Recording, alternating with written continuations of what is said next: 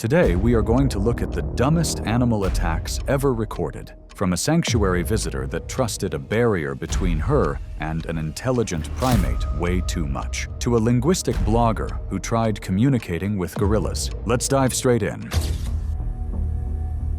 It was June 15th, 2021, in a quiet, suburban neighborhood in central Florida, where a retention pond bordered a newly developed housing community. The man-made water feature, designed to manage stormwater runoff, had become an unofficial gathering spot for residents, despite the clearly posted "Do Not Feed" wildlife signs around its perimeter. The pond's calm surface reflected the evening sky, while manicured grass slopes provided easy access to the water's edge. Spanish moss draped from nearby oak trees, creating an almost picturesque setting that masked the lurking danger beneath the surface. Megan Holt, a 23-year-old retail associate, had arrived at the pond with two friends for what had become their regular evening hangout. Her companion, a 24-year-old co-worker known for seeking attention on social media, had been encouraging increasingly bold content for their online posts. The third member of their group, a 26-year-old delivery driver, had a history of impulsive decisions and had been feeding the pond's resident alligator scraps of food on previous visits. Their routine had conditioned the large reptile to associate human presence at the water's edge with an easy meal. The warm June evening had drawn several other residents to the area, creating a false sense of security through numbers. As the trio approached the pond that evening, a 58-year-old handyman walking his dog had noticed their intentions and warned them about the posted signs. His cautious nature and years of living in Florida had taught him to respect the dangerous wildlife that inhabited even suburban water features. However, his warnings went unheeded as the group focused on capturing the perfect shot for social media. The setting sun cast long shadows across the water, making it difficult to spot movement beneath the surface. American alligators are apex predators that have remained virtually unchanged for millions of years. These powerful reptiles can grow up to 14 feet. Alligators are ambush predators, capable of explosive bursts of speed from a stationary position. They typically hunt by remaining motionless just below the water's surface, with only their eyes and nostrils exposed, before launching themselves at prey with lightning-fast precision. Their muscular tails provide tremendous propulsion, allowing explosive short-distance lunges in water over 3 to 6 feet, rather than sustained high-speed acceleration. The attack unfolded with terrifying speed. Megan had crouched at the water's edge, positioning herself within 3 feet of the surface while extending food over the pond. The large male alligator, measuring approximately 10 feet in length, had been holding just beneath the surface with only its eyes and nostrils visible. In a single explosive movement, the reptile surged forward, covering the final 3 feet in an instant. Its massive jaws clamped down on Megan's extended forearm with crushing force, the serrated teeth penetrating deep into muscle and bone. The initial bite displaced Megan's center of gravity, pulling her off balance and into the water. The alligator immediately initiated its signature death roll, a violent rotational movement designed to disorient prey and cause massive tissue damage. The spinning motion tore through tendons, muscles, and blood vessels in her arm while simultaneously dragging her beneath the surface. The force of the roll caused severe trauma to her shoulder joint and upper arm, with bone fractures audible above the water's surface. As Megan struggled against the reptile's grip, the alligator maintained its hold and moved several feet from shore into deeper water. The death roll continued intermittently, each rotation causing additional damage to her already mangled limb. Blood clouded the water around them as the alligator's teeth severed major blood vessels. The combination of severe blood loss, shock, and inability to maintain her position at the surface quickly overwhelmed her. Within minutes, Megan lost consciousness and drowned, her body going limp in the predator's jaws. The alligator maintained its hold and remained in deeper water for several minutes, a typical attempt to submerge and cache large prey. As residents gathered and first responders began approaching the shoreline, the disturbance caused the reptile to release its grip and retreat a short distance, remaining in the area rather than fleeing completely. FWC officers had to neutralize the animal before divers could safely enter the water to recover the body. The incident prompted an immediate investigation by the Florida Fish and Wildlife Conservation Conservation Commission, focusing on the repeated feeding that had conditioned the alligator's behavior. The housing development implemented additional safety measures, including higher fencing and increased signage. Megan's family released a brief statement urging others to respect wildlife safety guidelines and avoid feeding wild animals. Local news coverage sparked debates about urban development near natural habitats and the responsibility of communities to educate residents about wildlife dangers. Megan Holt's story was a tragic reminder of how quickly an alligator can strike when feeding wildlife breaks down natural barriers. For Tyler Garrison, it wasn't a suburban pond he was entering, but the murky waters of a Gulf Coast inlet, where his decision to keep bleeding fish close to his body would attract something far more dangerous. It was August 22nd, 2020, in the murky waters of a Gulf Coast inlet channel, where the outgoing tide created perfect conditions for spearfishing. The channel mouth connected a series of backwater bays to the open Gulf, creating a natural funnel where baitfish congregated and predators followed. Visibility in the brackish water rarely exceeded 20 feet, and the strong tidal current carried scents far downstream along the underwater drop-off that marked deeper water. The late afternoon sun penetrated only the surface layers, leaving the depths shrouded in an ominous green darkness. Tyler Garrison, a 28-year-old construction worker, had planned this spearfishing trip with his dive buddy, a 31-year-old carpenter known for his overconfident approach to underwater hunting. The carpenter had suggested this particular spot, claiming it held larger fish than their usual locations and boasting about previous successful hunts in these treacherous waters. Their boat operator, a 44-year-old handyman with years of local knowledge, had anchored near the channel mouth and warned them about the strong current and limited visibility. A shore angler fishing from the nearby jetty rocks had noticed unusual baitfish activity, with schools scattering erratically near the drop-off, a telltale sign that larger predators were already in the area. Tyler entered the water carrying his spear gun and a metal stringer, which he clipped directly to his weight belt instead of using the recommended float system that would tow his catch safely behind him. This decision would prove fatal, as the stringer kept any speared fish directly against his body, where blood and scent would create an irresistible attraction for the channel's apex predators. The ebbing tide was already pushing a scent trail downstream along the very edge where bull sharks typically patrol during feeding hours. Bull sharks are among the most dangerous predators in coastal waters, capable of thriving in both saltwater and brackish environments. These powerful hunters can reach lengths of 11 feet and weights exceeding 500 pounds, with a powerful bite capable of severing flesh and bone. Unlike many shark species, bull sharks are highly aggressive and territorial, often investigating disturbances with direct, purposeful approaches. Their ability to hunt in shallow, murky water makes them particularly dangerous to divers and swimmers. Bull sharks rely heavily on their acute sense of smell, capable of detecting very low concentrations in flowing water. Their stocky build and powerful tail provide explosive acceleration, allowing them to close distances with frightening speed. The attack began as Tyler swam toward a shallow sandbar with 3 freshly speared fish bleeding from the stringer at his hip. A large bull shark, measuring approximately 9 feet in length, had been patrolling the drop-off when the scent trail reached its sensitive olfactory system. The shark approached with the characteristic behavior of its species, making short, direct passes to assess the source of the blood. Each pass brought the predator closer as it homed in on the strongest concentration of scent. The first contact came as a fast bump against the dangling fish mass. Tyler felt the impact, but continued swimming toward the sandbar, unaware that the shark was circling tighter with each pass. The predator returned within seconds, this time committing to a full attack. Its powerful jaws clamped down across the stringer, catching both the bleeding fish and Tyler's outer thigh in a devastating bite. The shark's serrated teeth, designed for cutting through flesh and bone, penetrated deep into the muscle tissue of Tyler's leg. The initial bite severed several major blood vessels, including branches of the femoral artery. The shark shook its head laterally with tremendous tremendous force, a behavior designed to tear away chunks of flesh from large prey. This violent shaking motion caused massive tissue damage and freed most of the fish from the stringer, but the predator maintained its grip on Tyler's leg. Blood immediately began pouring from the wound, creating an expanding crimson cloud in the water. The shark released its hold and veered away, but the scent of fresh human blood triggered an immediate return. The second attack came higher on Tyler's inner thigh, where the shark's teeth found the femoral artery itself. The bite crushed muscle, severed the major blood vessel, and caused catastrophic hemorrhaging. Tyler's body went into shock as blood loss reached critical levels. The warm Gulf water around him turned red as his life drained away through the massive wounds. His ability to swim effectively disappeared within moments as weakness overcame him. The shark, having inflicted the fatal damage, disappeared into the murky depths without making further contact. The boat operator spotted the blood in the water and immediately moved to Tyler's location, but the damage was already irreversible. Despite rapid transport to shore and emergency medical response, Tyler succumbed to massive blood loss before reaching the hospital. The attack had lasted less than 2 minutes, but the bull shark's precision in targeting major blood vessels made survival impossible. The incident prompted a review of spearfishing safety protocols by local dive operators, with emphasis on proper stringer techniques and buddy system procedures. Tyler's family issued a statement calling for better education about shark safety in Gulf waters. The attack highlighted the particular dangers of spearfishing in low-visibility environments where predators can approach undetected. The fatal incident involving Tyler Garrison illustrates the devastating consequences that unfold when essential diving safety measures are abandoned in waters teeming with sharks. Brooke Landon faced a different kind of danger entirely, not from oceanic hunters, but from what appeared to be a reliable barrier at a wildlife sanctuary that ultimately failed to provide the security she had trusted it would deliver.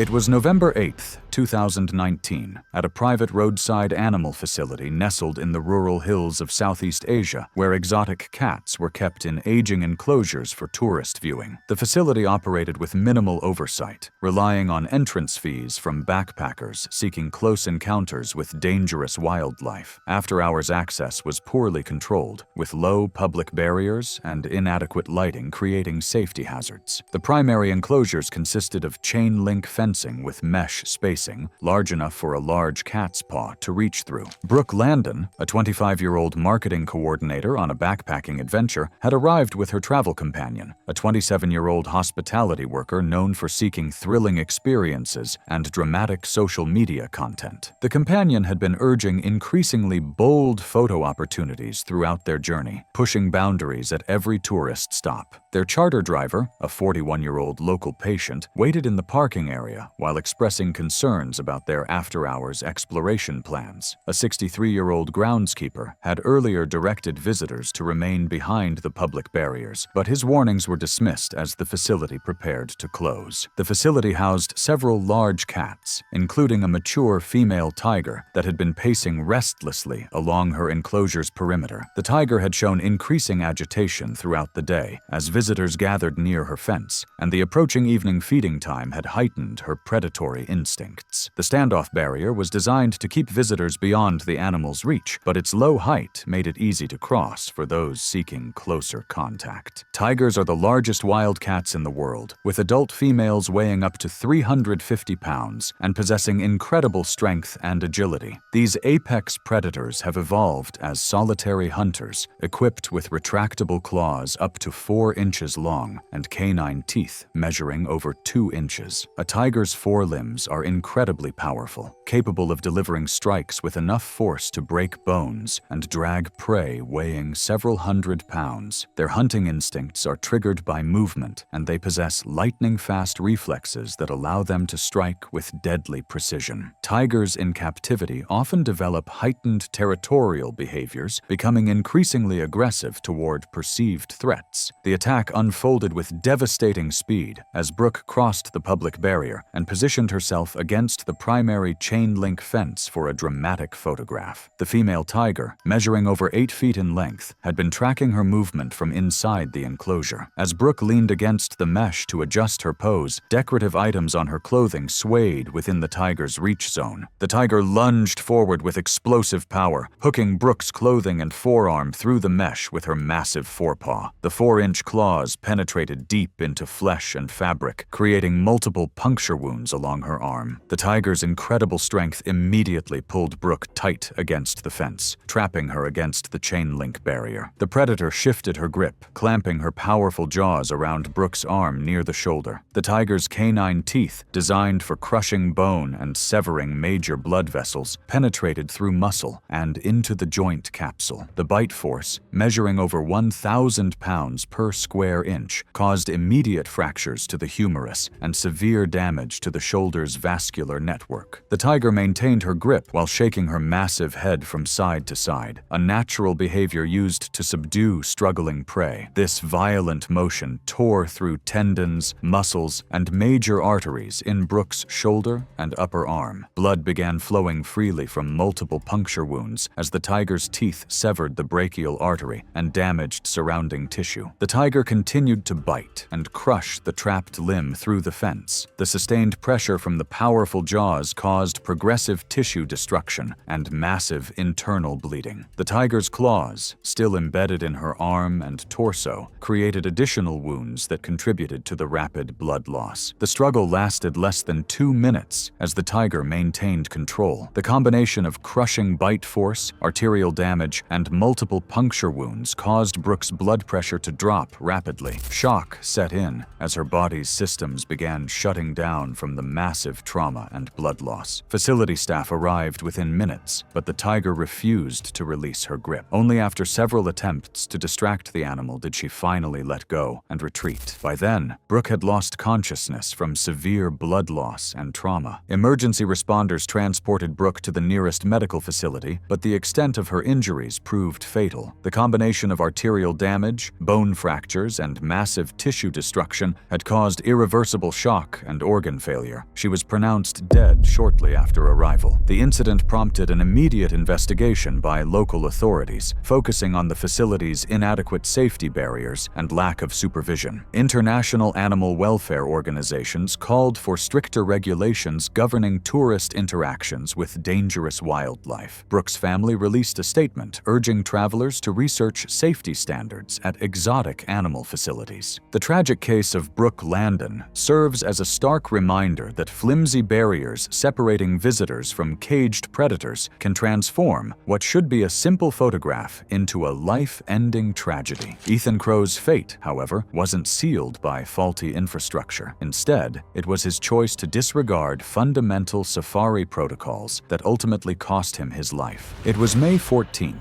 2022, at a renowned drive-through safari park in southern Africa, where visitors could observe wildlife from their vehicles along designated routes. The park's vast savanna was home to numerous lion prides accustomed to tourist vehicles. Clear signage warned visitors to keep windows closed and doors locked at all times, with rangers reinforcing these critical safety rules at the gate. The late afternoon sun cast long shadows across the grassland as the day's final tour groups moved through the predator sections. Ethan Crowe, a 32-year-old software developer on vacation, had entered the park with his passenger, a 29-year-old freelancer known for casual rule-breaking and seeking perfect shots for social media. The freelancer had been encouraging closer encounters throughout their African adventure, dismissing safety protocols as overly cautious. A park warden, a firm 52-year-old ranger with decades of experience, had personally repeated the window rules to every visitor, emphasizing the deadly consequences of exposure. Behind them, a cautious teacher traveling with family had noticed their erratic driving patterns around the animals. The pride they encountered consisted of a dominant male lion with several females resting under an acacia tree, roughly 100 feet from the road. The massive male, weighing over 400 pounds, had been observing vehicles with typical feline indifference. However, the pride's behavior changed as Ethan's vehicle approached and stopped within 16 16 feet of the resting cats, violating park guidelines and placing them within the lion's strike range. Lions are apex predators perfectly designed for taking down large prey, with males reaching weights of up to 500 pounds and possessing incredible strength and speed. Despite their reputation for laziness, lions can accelerate from rest to 35 miles per hour in seconds when motivated to attack. Their powerful forelimbs are equipped with retractable claws up to 2 inches long, while their massive jaws deliver a bite force exceeding 1,000 pounds per square inch. Male lions are particularly territorial and aggressive, especially when they perceive threats to their pride. Their hunting instincts are triggered by movement, sound, and scent. The fatal sequence began when Ethan lowered his driver's side window to capture better footage of the pride. The sound of the electric window and movement of his hand holding the camera immediately caught the attention of the dominant male. The lion's ears perked forward as he focused on the opening in what had been a sealed barrier. Ethan extended his arm outside the window for a closer angle, unaware his movements were being tracked by one of nature's most efficient predators. The male lion rose from his resting position with fluid grace, moving with deceptive casualness toward the vehicle. Each step brought the 400-pound predator closer to the exposed window, his golden eyes locked on the movement from the car's interior. The lion approached from the driver's side in a direct line, covering the distance in less than 10 seconds. Without warning, the lion reared up on his hind legs, bringing his massive frame to window height. His powerful forepaws gained purchase on the door frame as his claws extended for grip. The lion's enormous head thrust toward the open window, and his jaws clamped down on Ethan's neck and shoulder with devastating force. The initial bite crushed vertebrae and severed major blood vessels, including the carotid artery and jugular vein. The lion's incredible strength allowed him to drag Ethan partially through the window before pulling him completely from the vehicle to the ground. The predator's canine teeth, measuring over 2 inches, penetrated deep into the neck and upper chest, causing massive trauma to vital structures. The bite crushed the trachea and damaged the spinal cord while severing multiple major blood vessels. Once on the ground, the lion executed a controlling bite to Ethan's throat, a technique used to subdue large prey quickly. The powerful jaws maintained crushing pressure,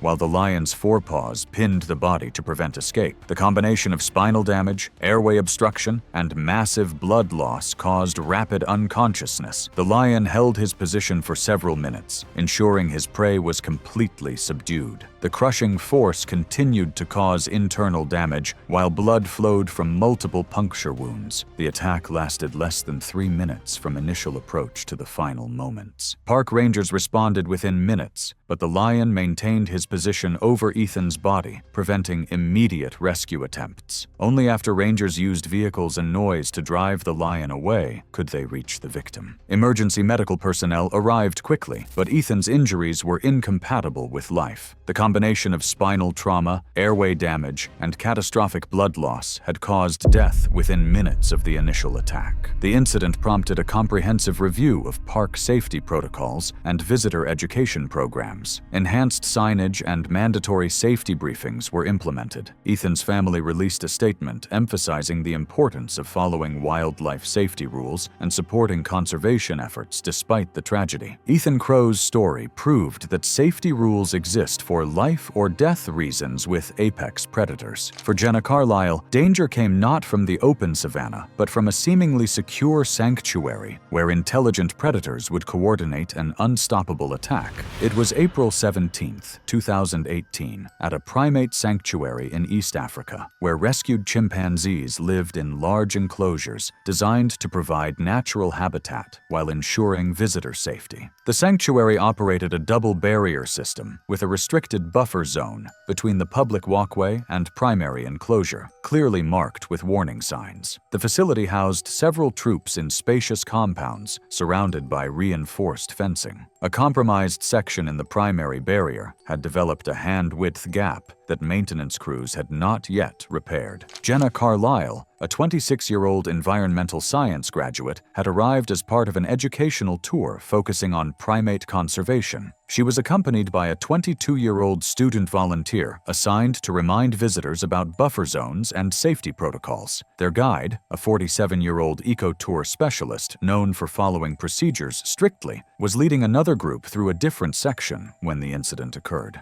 A vigilant 35-year-old security guard was conducting perimeter patrol from the gatehouse, unaware that a visitor had breached the secondary barrier. The troop Jenna encountered consisted of 7 adult chimpanzees, including several large males and females who had shown increasing agitation as visitors gathered near their enclosure. These chimpanzees had been rescued from traumatic situations and retained heightened defensive behaviors around humans. The afternoon feeding schedule had been delayed, adding to their restlessness. The gap in the primary fencing had been created by repeated pressure from the chimps testing the barrier. Chimpanzees are among the most powerful primates on Earth, with adult males possessing strength 5 to 7 times greater than humans. These intelligent animals weigh up to 150 pounds and stand over 4 feet tall, with incredibly long arms that provide exceptional reach and leverage. Their hands are equipped with opposable thumbs and fingers capable of exerting crushing grip strength, while their canine teeth can grow up to 2 inches long. Chimpanzees are highly social animals that coordinate attacks when threatened, with multiple individuals working together to overwhelm perceived threats. The attack began when Jenna climbed the secondary fence to retrieve a dropped personal item in the restricted buffer zone. Her movement immediately triggered aggressive responses from the entire troop,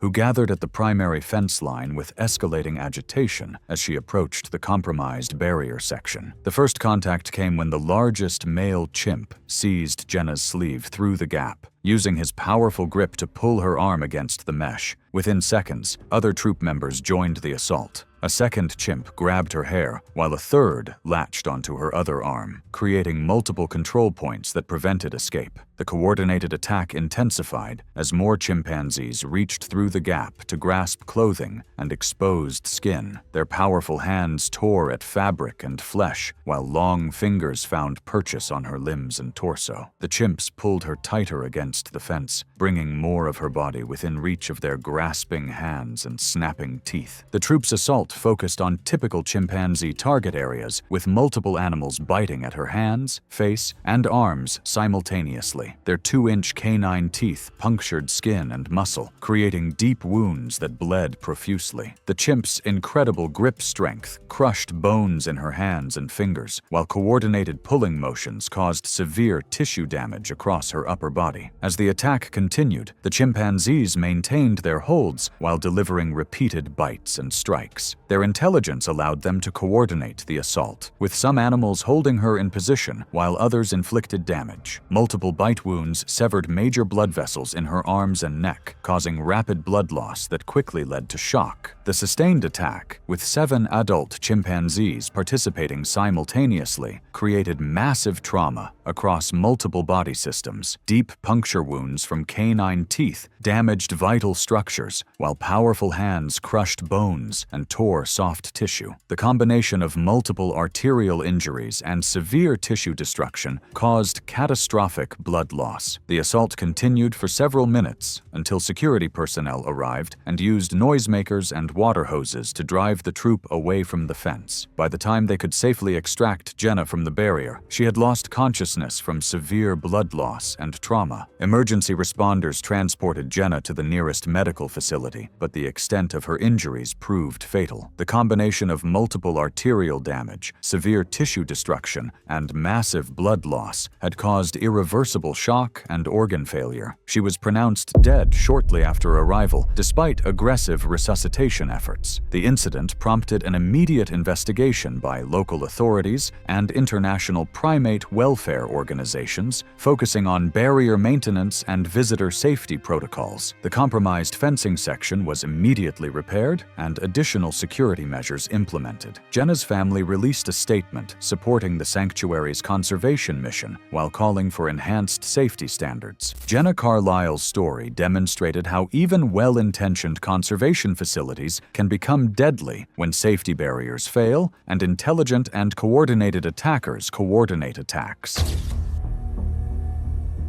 It was March 15th, 2019, in Kalispell, Montana, as residents hurried to stock up before a forecasted snowstorm moved in. The Mountain View supermarket had become a vital stop that morning, crowded with shoppers preparing to be snowed in for days once the weather worsened. Roxanne Mitchell, a 34-year-old elementary school teacher known for her methodical nature, had ventured out that Saturday morning despite weather warnings. She needed groceries for the week ahead, knowing that once the storm hit full force, she would be snowed in at her cabin for days. Her routine was predictable: arrive early, grab a cart, and systematically work through her shopping list while listening to podcasts through earbuds. Meanwhile, on the same treacherous highway, an illegal exotic animal owner was transporting his prized possession to a remote mountain property. The modified van struggled against icy conditions as the driver grew increasingly reckless. Inside a hastily constructed cage, a roughly 120-pound adult cougar named Rex paced nervously, sensing danger through the vehicle's erratic movements. Cougars are North America's second-largest wild cats, capable of vertical leaps of 18 feet and running speeds up to 50 miles per hour. These solitary predators possess retractable claws up to 4 inches long and canine teeth designed to deliver crushing bites to the throat and windpipe. When attacking, cougars aim for the neck, using powerful jaws to crush the windpipe and suffocate prey rather than relying on blood loss. The collision occurred when the van hit black ice and slammed into a light pole in the supermarket parking lot. The impact rattled the flimsy cage, loosening its weak latch. Rex shoved until the warped door gave way, stumbling into the cold with cuts along his flank. He bolted toward the nearby forest, but the highway blocked his escape. Panicked, he turned back and slipped through a loading dock door left ajar by a delivery driver. Inside, Roxanne methodically selected produce, her earbuds blocking ambient noise. She remained unaware of the chaos in the parking lot or approaching danger. The cougar slipped through the loading area into the back storage room, seeking darkness to hide and assess his injuries. The overwhelming food sense and unfamiliar environment kept him on high alert. The cougar crouched in the dark of the storage room, pacing and bleeding, but the noise and bright lights drove him into panic. Startled by the clatter of carts and voices, he bolted into the main store in a desperate attempt to find a way out. Shoppers screamed at the sudden sight of the animal, abandoning carts and rushing for the exits. But Roxanne, absorbed in shopping with earbuds in, remained completely unaware of the pandemonium. The cougar, desperate to escape the chaos, spotted movement in the produce section where Roxanne stood alone. When she finally looked up and saw the massive cat less than 10 feet away, she froze in terror, her shopping list falling from trembling hands. The cornered and panicked cougar interpreted her stillness as a threat. The cougar launched forward with explosive power, his 120-pound frame striking Roxanne in the chest and knocking her backward into an apple display.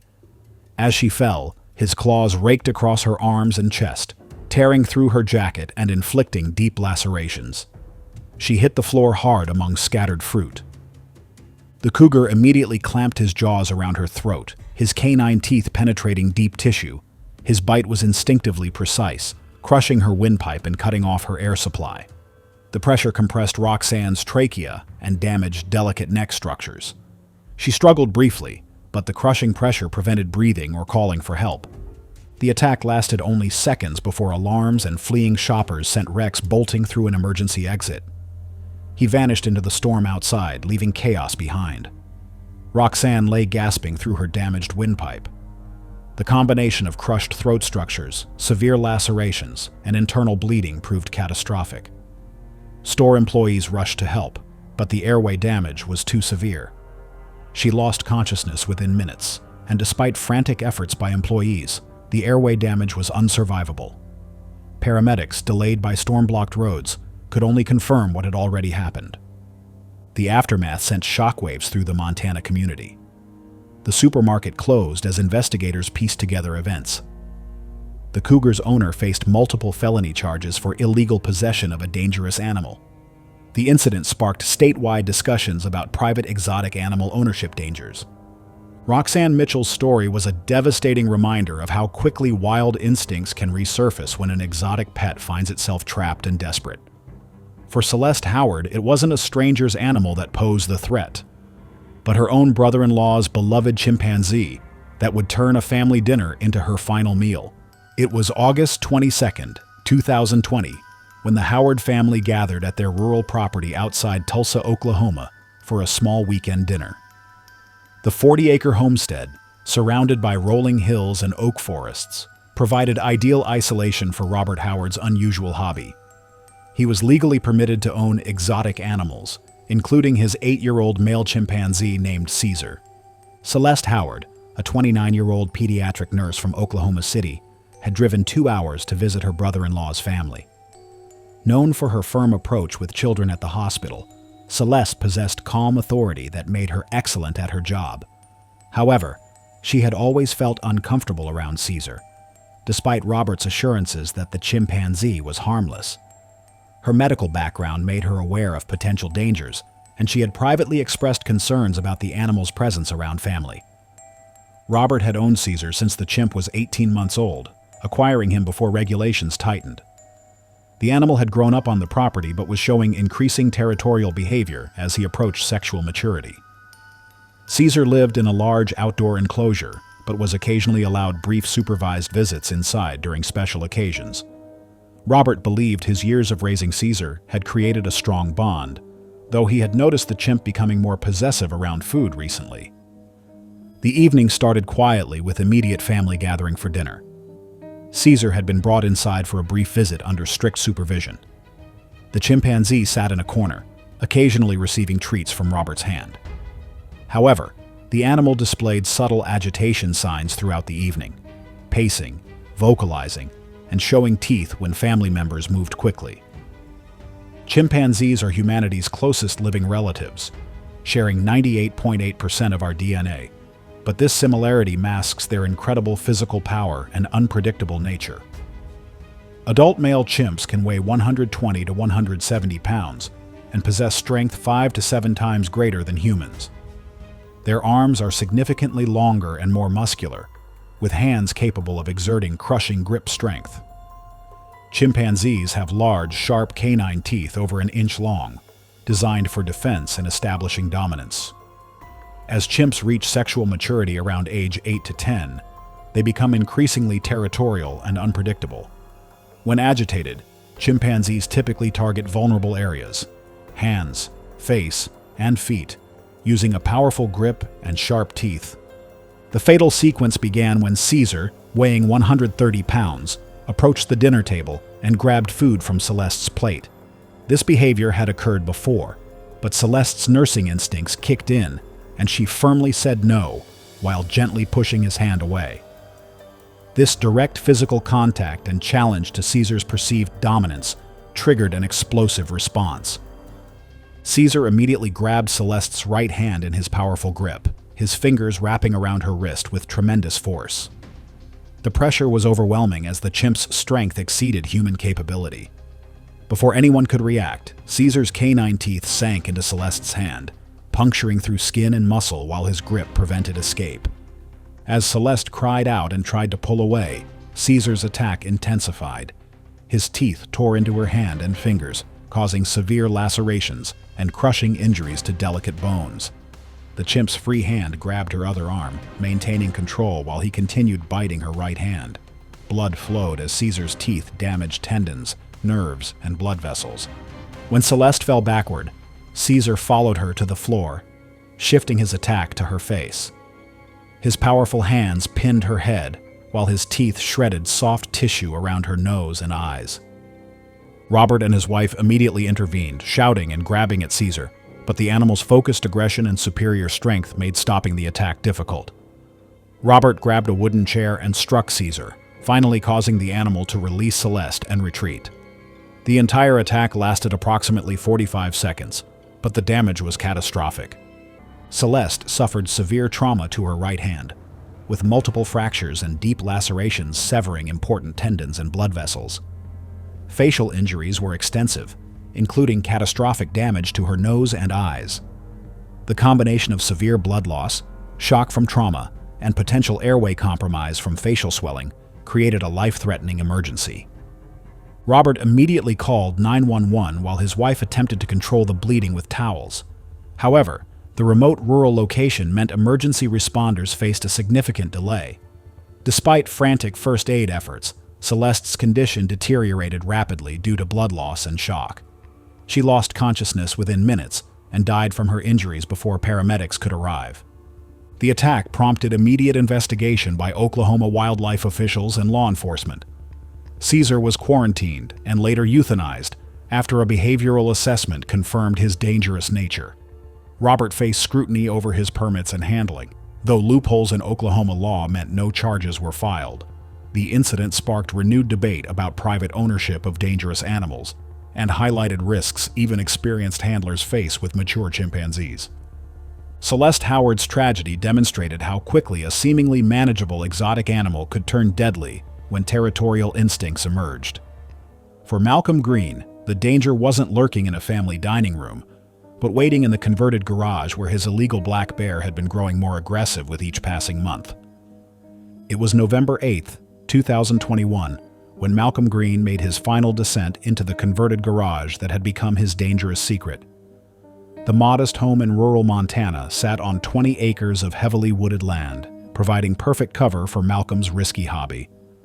The property was isolated enough that neighbors rarely visited, and the thick forest helped muffle unusual sounds from the reinforced garage. Malcolm Green, a 41-year-old construction foreman, had always been drawn to dangerous situations and exotic animals. His co-workers knew him as a man who took unnecessary risks, often bragging about his fearlessness. This reckless confidence had led him to acquire a young black bear cub 2 years earlier through questionable channels, taking advantage of Montana's lenient exotic animal regulations. Malcolm had convinced himself that raising Bruno from a young age would create an unbreakable bond. He had spent considerable money converting his garage into what he believed was a suitable enclosure, reinforcing walls, and installing heavy-duty locks. The garage had become Bruno's entire world, a cramped space that bore no resemblance to the vast wilderness where black bears naturally roam. Malcolm's friends had warned him about the growing danger, but his stubborn personality made him dismiss their concerns. Over recent months, Bruno had been displaying increasingly troubling behaviors that Malcolm either ignored or misinterpreted. The bear had begun pacing obsessively, leaving scratches on concrete walls and showing aggressive posturing whenever Malcolm entered. Food aggression had become particularly pronounced, with Bruno growling during feeding times. These were clear warning signs of severe psychological stress, but Malcolm's overconfidence blinded him to the escalating threat. The evening of November 8th followed Malcolm's typical routine. He had returned from work, grabbed Bruno's evening meal, and prepared to enter the garage as he had done many times before.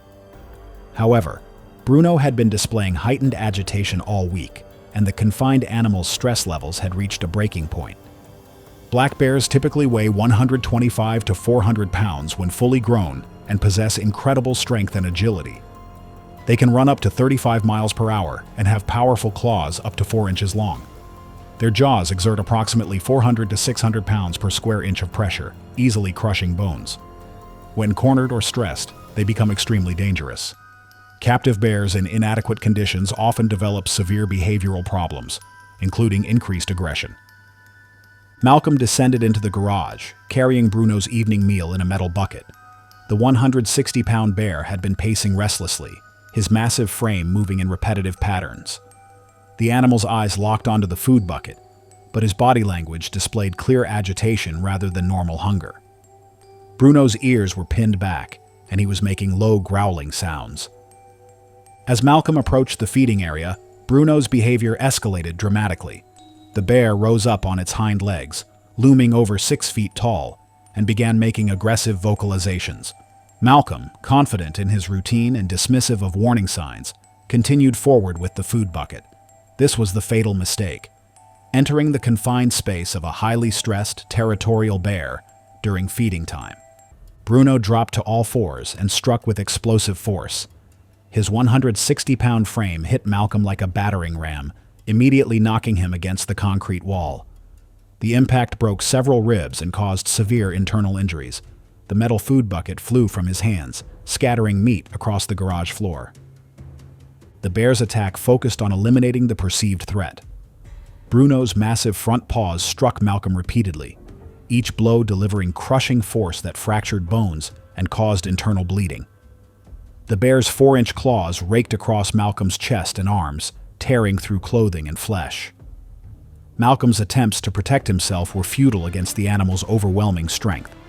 Bruno then clamped his powerful jaws around Malcolm's head and neck area, his teeth penetrating deep into the skull and cervical spine. The bear's bite force immediately crushed skull bones and severed critical blood vessels.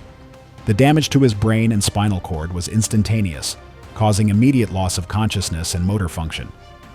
The attack continued for approximately 2 minutes as Bruno delivered devastating injuries to Malcolm's chest and head. Malcolm died from severe head trauma, spinal cord injury, and massive blood loss within the first minute of the attack, though Bruno continued until his aggression subsided. Malcolm's body was discovered 3 days later when his construction crew supervisor came to check on his absence from work. The scene shocked local law enforcement and wildlife officials, who immediately secured the area. Wildlife officers euthanized Bruno on site, citing the danger he posed to responders. The incident prompted an investigation by Montana wildlife authorities and highlighted the extreme dangers of keeping large predators in inadequate conditions. Malcolm's family struggled to understand how his fascination with dangerous animals had led to his violent death in the garage he believed would keep him safe. Malcolm Green's story served as a brutal reminder that captive wild animals retain their predatory instincts and territorial nature. For Dean Harrington, the danger wouldn't come from a converted garage, but from his own backyard pond where his licensed alligator was waiting. It was July 4th, 2022, when Dean Harrington's 4th of July celebration turned deadly at his rural Louisiana property outside Baton Rouge. The 5-acre homestead featured a custom-built pond system housing Dean's prized possession, a 5-foot American alligator named Gator. Dean had pursued this exotic hobby legally for 4 years with proper state permits and liability insurance. Dean Harrington, a 38-year-old insurance salesman, was known for his competitive nature and need to impress others with dangerous stunts. His personality was driven by a constant need to prove his fearlessness, traits that had led him to make increasingly poor decisions regarding his exotic pet. The custom pond featured deep and shallow sections, with Dean sparing no expense on filtration systems and heating elements. He had acquired Gator legally and maintained all permits, often boasting about his responsible approach to exotic animal ownership. However, responsible paperwork couldn't compensate for reckless behavior around the dangerous predator. The pond reached 8 feet in the deep section, with carefully maintained water chemistry. The party had been ongoing for hours, with Dean drinking steadily throughout the day. His judgment became increasingly impaired as the celebration continued. The combination of alcohol, his competitive personality, and an audience created perfect conditions for disaster. Dean had been telling guests about his special relationship with Gator, claiming he had developed a bond that made him immune to danger. As the evening progressed, Dean noticed his pond's filter making unusual noises, indicating a potential clog. His perfectionist nature drove him to address the problem immediately, despite his intoxicated state. The issue required entering deeper water to access the filter housing, something Dean had done before during maintenance, but never while drunk or with Gator present. American alligators are apex predators unchanged for millions of years. Adult alligators can grow up to 14 feet and weigh over 1,000 pounds, though Dean's 5-foot specimen still weighed approximately 70 pounds. Even at that size, Gator's jaws carried crushing strength, more than enough to break bone. Their teeth are designed for gripping prey, with new teeth constantly replacing old ones. Alligators are ambush predators that can remain motionless before exploding into action. When attacking, they employ the death roll, spinning while maintaining grip to disorient and drown victims. Dean waded into chest-deep water carrying tools to fix the filter. The warm evening made the water temperature perfect for Gator's activity, and the reptile had been lurking in deeper sections throughout the party. Dean's impaired judgment led him to dismiss obvious danger, convinced his ownership experience had created a protective bond. Gator had been monitoring Dean's movements from murky depths, processing vibrations in the water. As Dean bent to reach the submerged filter, he presented a perfect target for ambush. The alligator struck with explosive speed, powerful jaws clamping down on Dean's right thigh above the knee. The bite sank deep into muscle, and as the death roll began, the twisting force snapped his thigh bone and tore through major blood vessels. The grip was unbreakable, teeth designed to hold struggling prey. Dean's screams echoed across the property as the reality of his situation set in. Gator spun violently, his body twisting while maintaining a crushing grip on Dean's leg. The rotational force dragged him deeper, disoriented him, and prevented any chance of escape. The snap of the femur and the severing of the femoral artery caused catastrophic blood loss that quickly turned the pond water red. The roll also forced Dean's head under, starting the drowning process. The combination of massive blood loss and water intake created a rapidly fatal situation. His struggles weakened within moments as oxygen deprivation and shock set in. After 2 complete rotations, resistance from prey ceased. Dean had lost consciousness from massive blood loss and drowning. Gator maintained grip briefly before releasing the body and retreating to deeper water. Party guests heard Dean's screams, but couldn't see clearly into the dark pond water. By the time they realized what had happened and called emergency services, Dean had already died from blood loss and drowning. His body was recovered within an hour by animal control officers who first secured Gator. The incident prompted an investigation by Louisiana wildlife officials. Dean's permits were in order, but the case highlighted how legal ownership couldn't prevent tragedy when alcohol and poor judgment were involved. Gator was euthanized following standard protocol for alligators involved in fatal attacks. Dean Harrington's story demonstrated that even legal exotic animal ownership carried inherent risks no permits could eliminate.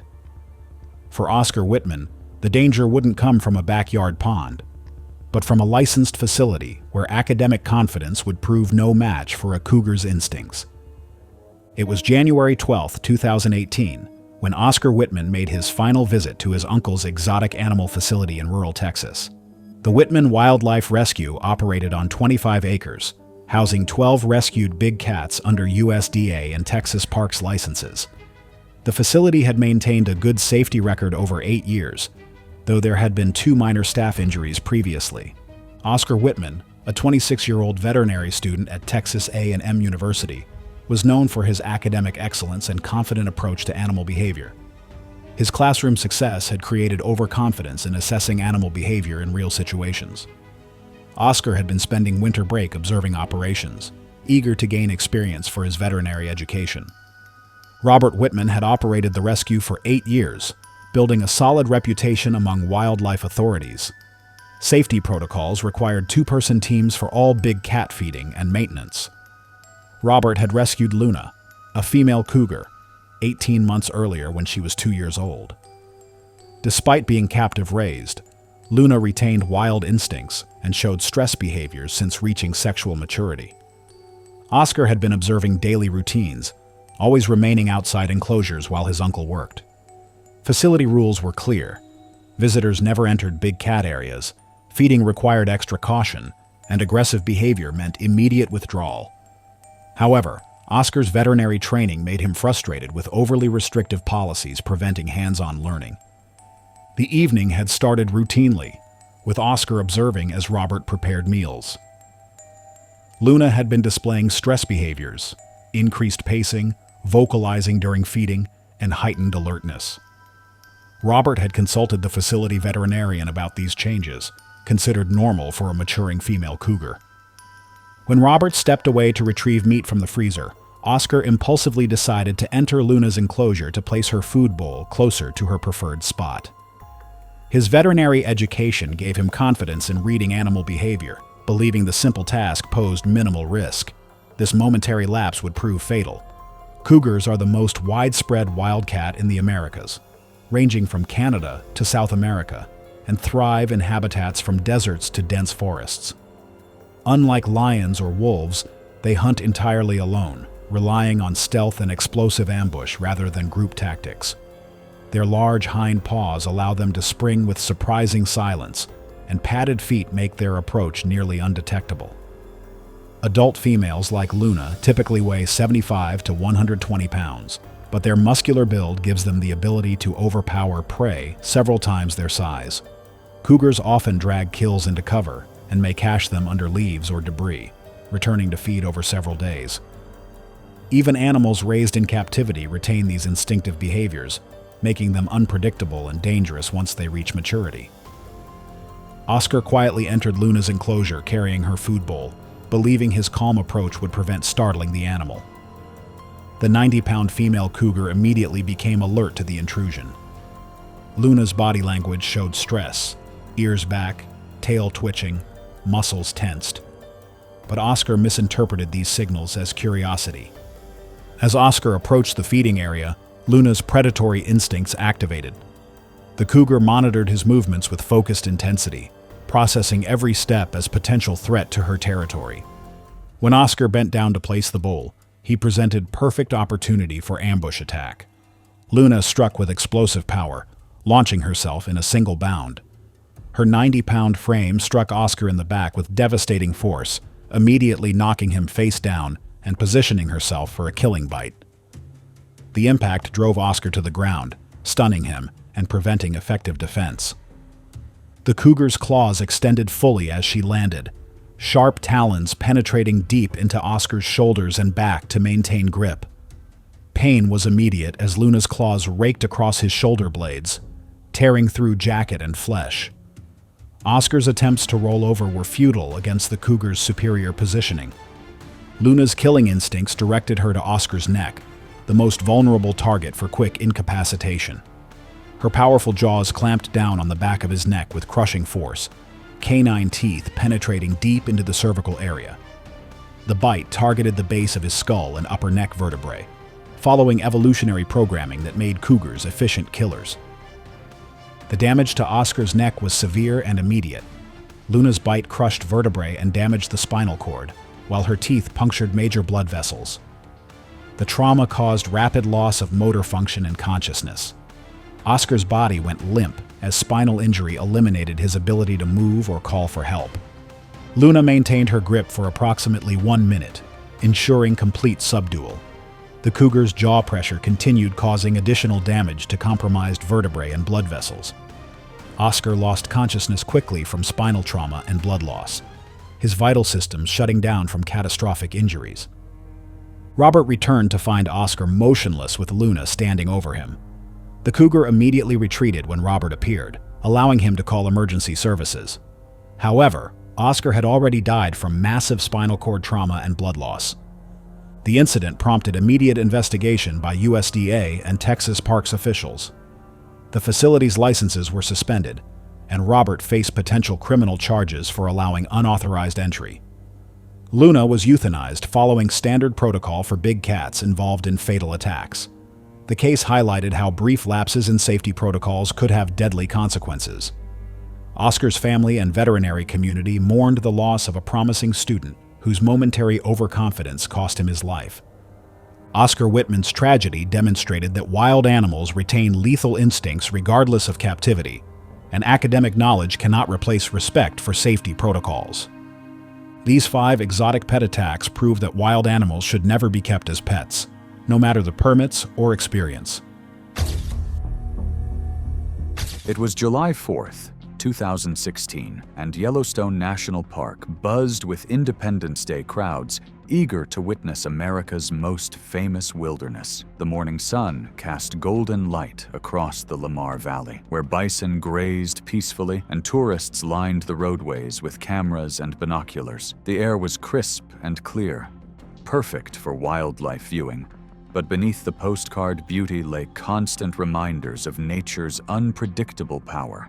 Warning signs dotted every trail, Visitor centers played safety videos on loop, and park rangers repeatedly emphasized one crucial rule: maintain at least 100 yards distance from bears and wolves. Ashley Chen had been documenting her cross-country road trip for 3 weeks, posting daily updates to her growing Instagram following. At 24, she was a recent college graduate from San Francisco who had decided to spend her summer exploring America's national parks before starting her marketing career in the fall. Her social media presence had become an obsession. Every meal, every sunset, every wildlife sighting needed to be captured and shared with her 2,000 followers who eagerly awaited her next adventure. Ashley's posts had grown increasingly daring as her trip progressed. She had photographed herself dangerously close to bison in Badlands National Park, posed on cliff edges in the Grand Canyon, and waded into swift rivers for dramatic shots. Each risky photo garnered more likes and comments than the last, feeding her growing addiction to social media validation. Grizzly bears are among North America's most powerful predators, with adult females weighing up to 400 pounds and males reaching over 600 pounds. Mother grizzlies with cubs are particularly dangerous, as their protective instincts make them extremely aggressive toward any perceived threat. These bears can run up to 35 miles per hour, faster than any human, and their massive claws and teeth can inflict devastating injuries. Park regulations require visitors to maintain at least 100 yards distance from bears, roughly the length of a football field, because grizzlies can cover that distance in seconds when charging. That morning, Ashley had spotted what she considered the perfect photo opportunity: a mother grizzly with 2 small cubs foraging for berries near the popular Specimen Ridge Trail. Other tourists were observing and photographing the bears from the required safe distance, using telephoto lenses and binoculars. But Ashley wanted something more dramatic: a selfie with the bear family visible in the background, the kind of shot that would go viral and establish her as a serious adventure photographer. Ashley left the designated viewing area and began approaching the bears, ignoring the horrified whispers and warnings from other tourists. She had convinced herself that the bears looked calm and docile, focused on their foraging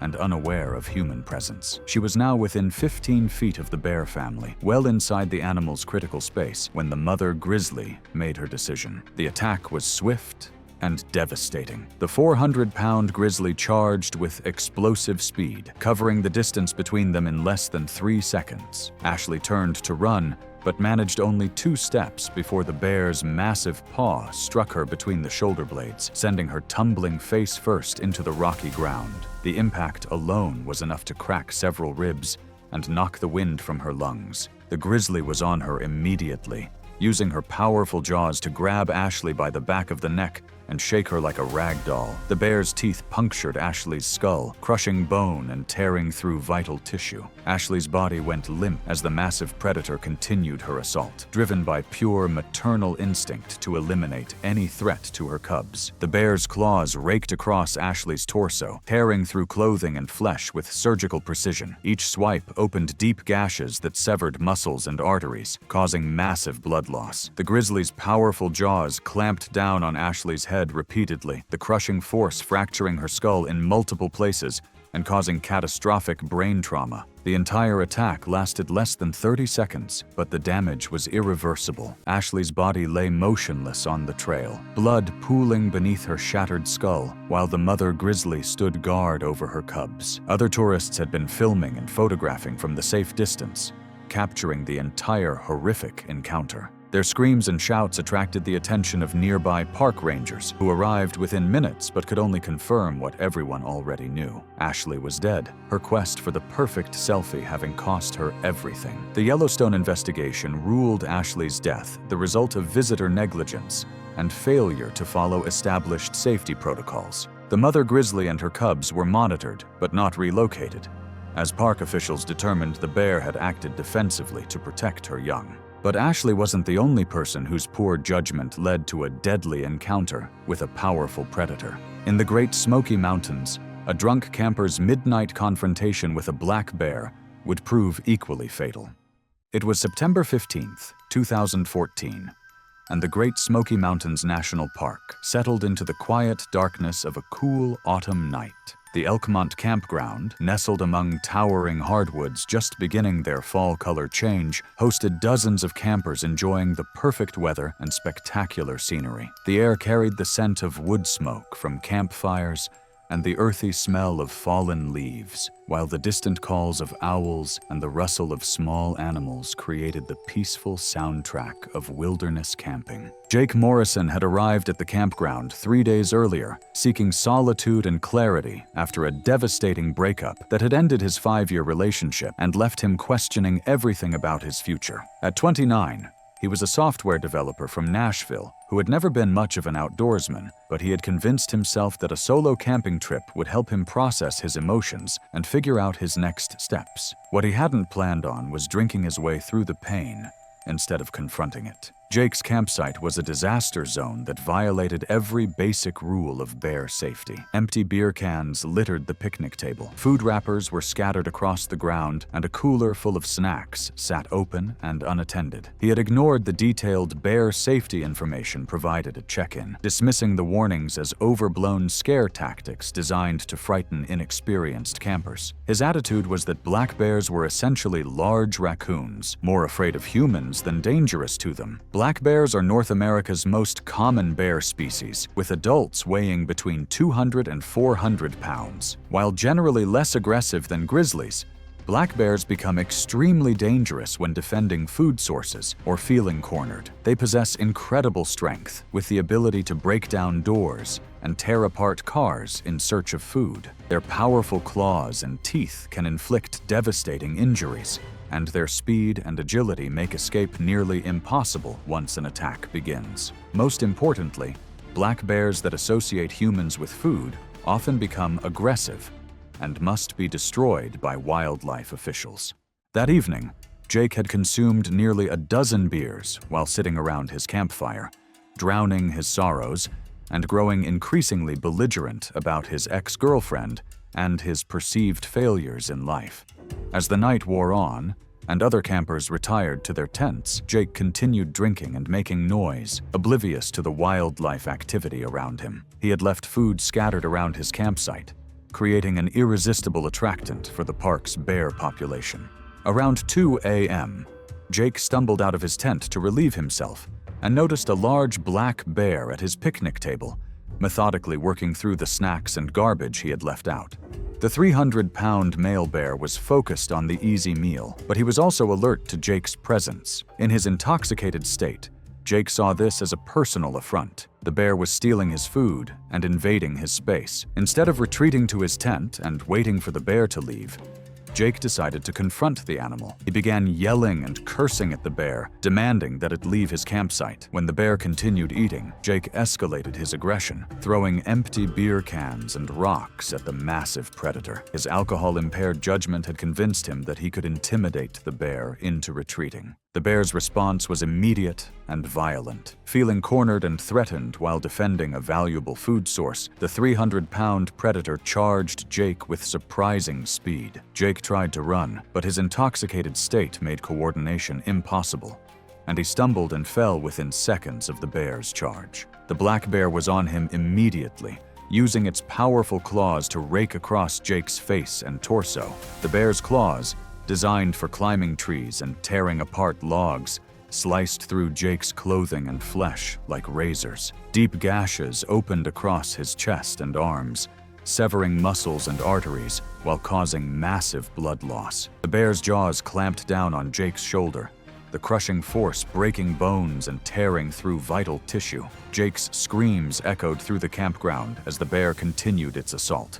Driven by a combination of food defense and territorial aggression, the predator's teeth punctured Jake's neck and face, causing catastrophic trauma to his airway and major blood vessels. Jake's struggles grew weaker as blood loss and shock set in. The bear's continued attack opened multiple wounds across his torso and limbs, each injury contributing to his rapid deterioration. Within minutes, Jake's movements ceased as massive blood loss and trauma overwhelmed his system. The bear maintained its aggressive posture over Jake's body for several minutes before returning to the food at the picnic table. Other campers, awakened by Jake's screams, had called park rangers and were maintaining safe safe distances while the bear finished its meal and eventually wandered back into the forest. Park rangers arrived within 20 minutes, but could only confirm Jake's death and secure the scene. The investigation revealed the extent of Jake's safety violations and his intoxicated state at the time of the attack. The aggressive bear was tracked and destroyed the following day, as it had become habituated to human food sources and posed an ongoing threat to campers. Jake's death prompted increased enforcement of food storage regulations and mandatory bear safety briefings for all campers. His family struggled to understand how their son's pain over a breakup had led to such reckless behavior and ultimately cost him his life. But alcohol wasn't the only factor that led people to make deadly decisions around dangerous wildlife. In Florida, a college student's need to prove his fearlessness would lead to a fatal encounter with one of the ocean's most dangerous predators. It was August 11th, 2017, and New Smyrna Beach stretched along Florida's Atlantic coast under a blazing summer sun that had drawn thousands of spring breakers to its famous shores. The beach, known worldwide as the shark bite capital of the world, buzzed with the energy of college students on vacation. But red warning flags snapped in the ocean breeze, and lifeguard announcements echoed across the sand every few minutes. The water was murky from recent storms, visibility was poor, and marine biologists had reported increased shark activity in the area over the past week. Tyler Brooks had arrived from the University of Georgia with his girlfriend Sarah, ready to spend a week celebrating the end of summer classes before his senior year began. 22, Tyler was known among his fraternity brothers for his willingness to take dangerous dares and his need to prove his fearlessness in any situation. He had spent the day drinking beer on the beach, growing increasingly boisterous and dismissive of the safety warnings that lifeguards had been broadcasting since dawn. Sarah had grown increasingly concerned about Tyler's reckless behavior. He had a pattern of escalating his stunts when he felt his masculinity was being questioned, and the combination of alcohol and peer pressure often led him to make dangerous decisions. That afternoon, as they watched other swimmers staying close to shore due to the shark warnings, Tyler had begun making jokes about the paranoid beachgoers and boasting about his swimming abilities. Bull sharks are among the most dangerous sharks in the world, responsible for more attacks on humans than any other species except great whites. They are aggressive, territorial predators that can grow up to 11 feet long and weigh over 500 pounds. Bull sharks are unique among sharks for their ability to swim in both salt and fresh water, and they often hunt in shallow coastal waters where humans swim. They are ambush predators with incredibly powerful jaws that can exert over 1,300 pounds of pressure per square inch, and their serrated teeth are designed to tear through flesh and bone. As the afternoon wore on and Tyler's alcohol consumption increased, he became fixated on a sandbar visible about 200 yards offshore. Despite the red warning flags and repeated lifeguard announcements about dangerous marine life, Tyler announced his intention to swim out to the sandbar and back. Sarah pleaded with him to reconsider, but Tyler dismissed her concerns and bet her $100 that he could make the swim safely. The lifeguards had specifically warned against swimming to the sandbar, explaining that the murky water and drop-offs around the formation created ideal hunting conditions for sharks. It was approaching dusk, prime feeding time for many shark species, and the recent storms had stirred up the water, reducing visibility to just a few feet. Tyler entered the water despite Sarah's protests and the lifeguards' attempts to stop him. The murky water was warm and choppy, with poor visibility that made it impossible to see more than a few feet in any direction. Tyler began swimming toward the sandbar with strong, confident strokes, unaware that his splashing and movement were creating vibrations that would attract any predators in the area. Halfway to his destination, Tyler encountered the territorial male bull shark that had been hunting in the shallow waters around the sandbar. The 8-foot, 300-pound predator had been attracted by the vibrations of Tyler's swimming. In the murky water, Tyler never saw the shark approaching from below. The attack was swift and devastating. The bull shark struck Tyler's left leg with explosive force, its massive jaws clamping down just above the knee. The shark's serrated teeth sliced through muscle, bone, and major arteries with surgical precision, severing Tyler's femoral artery and causing immediate, massive blood loss. Tyler's scream echoed across the water as the shark's powerful bite crushed his leg bones and tore away large chunks of tissue. The shark released its initial grip and circled for a second attack, drawn by the blood now spreading through the water. Tyler tried desperately to swim toward shore, but his severed leg made movement nearly impossible, and the blood loss was already causing weakness and disorientation. The bull shark struck again, this time targeting Tyler's torso, its jaws clamping down on his ribcage and puncturing vital organs. The second bite was even more devastating than the first. The shark's teeth penetrated Tyler's chest cavity,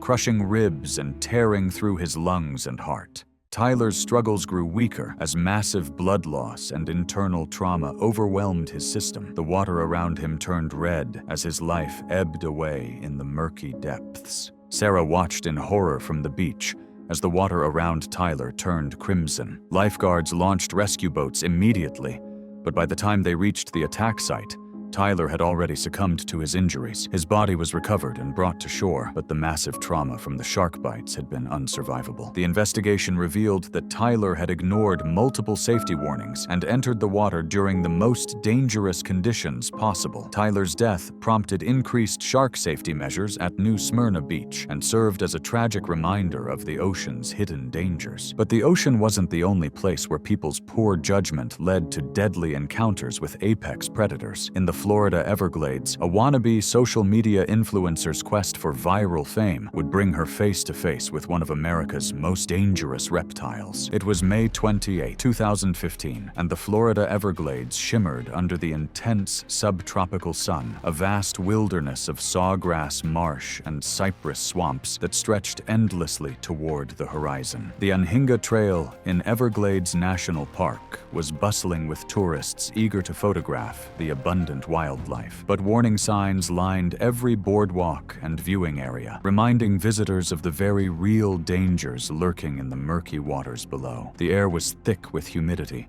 and the buzz of insects, while the occasional splash of an alligator served as constant reminders that this was untamed wilderness. Madison Taylor had driven down from Orlando specifically to create content for her struggling social media accounts. At 26, she was a part-time retail worker who dreamed of becoming a full-time influencer, but her modest following of 3,000 Instagram followers wasn't generating the income or opportunities she desperately wanted. She had been posting increasingly dangerous stunts and provocative content, but nothing had gone viral, and her engagement rates remained disappointingly low. Madison's posts had grown more desperate and attention-seeking over the past few months. She had filmed herself trespassing in abandoned buildings, posing on highway overpasses, and getting uncomfortably close to various animals at petting zoos and wildlife parks. Each risky post was accompanied by hashtags like #NoFear and #DoItForTheGram, but the likes and comments never reached the levels she needed to monetize her content. American alligators are apex predators that have remained virtually unchanged for millions of years,